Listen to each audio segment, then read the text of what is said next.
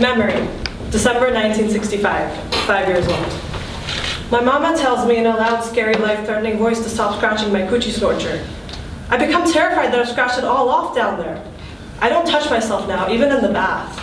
I'm so scared that all the water will fill me up and just make me explode. I put Band-Aids to cover my coochie hole, but they all fall off in the water. I imagine a bathtub plug, a stopper, something to prevent anything from entering. I wear 3 pairs of happy heart-patterned cotton underpants underneath my snap-up pajamas just to go to sleep. I still want to touch myself sometimes, but I don't. Memory, 7 years old. Edgar Montaigne, who is 10, gets angry at me and punches me with all his might in between my legs. It feels like he breaks my entire self. I limp home. I can't pee. When my mama asks me what's wrong with my Coochie Snorcher, and I try to tell her what Edgar did to me, she yells at me and says to not let anyone touch me down there. I tell her, Mama, he didn't touch it, he punched it. Memory, 9 years old. I'm playing on my bed and I'm jumping and falling when I impale my Coochie Snorcher on the bedpost. I make a high-pitched screaming noise that comes straight from my Coochie Snorcher's mouth. They have to take me to the hospital where they sew it up down there from where it's been torn apart. Memory, 10 years old. I'm at my dad's place and he's having a party. Everybody's drinking. I'm alone playing in the basement. I'm trying on this new pair of white cotton bra and underpants that my dad's girlfriend got me. Suddenly, my dad's best friend, Alfred, comes up behind me and he pulls down my underpants and he sticks his big hard penis inside me. I scream and I kick and I try to fight him off, but he already gets in. Then, my father's there, and he has a gun, and there's this loud, horrible noise, and suddenly there's blood all over Alfred and me. I feel like my Coochie Snorcher is finally falling out. Alfred is paralyzed for life, and my mama doesn't let me see my father for the next 7 years. Memory, 13 years old. My Coochie Snorcher is a place of playing. A place of invasion, nastiness, punching, and blood. It's a bad luck zone. It's a site for mishaps. I imagine a freeway between my legs, and I'm traveling far, far away from here. Memory, 16 years old. There's this gorgeous 24-year-old woman in our neighborhood, and I can't stop staring at her. One day, she invites me into her car. She asks me if I like to kiss boys, and I tell her I don't like it. And then she tells me that she wants to show me something.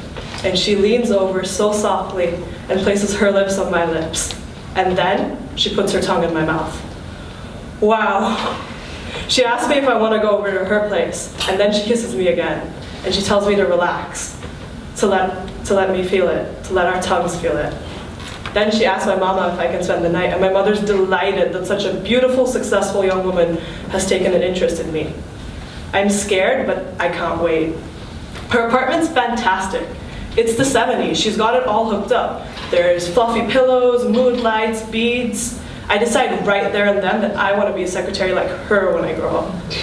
She makes herself a vodka and then she offers me a drink. I say I'll have the same as her. She says, I don't think your mama would want you having vodka.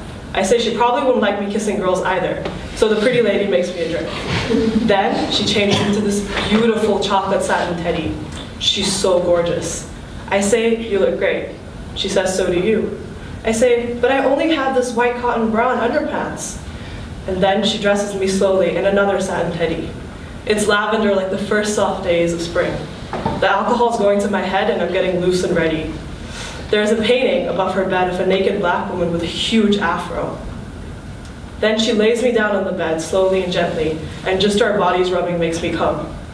And then she does everything to me in my Coochie Snorcher that I thought was nasty before.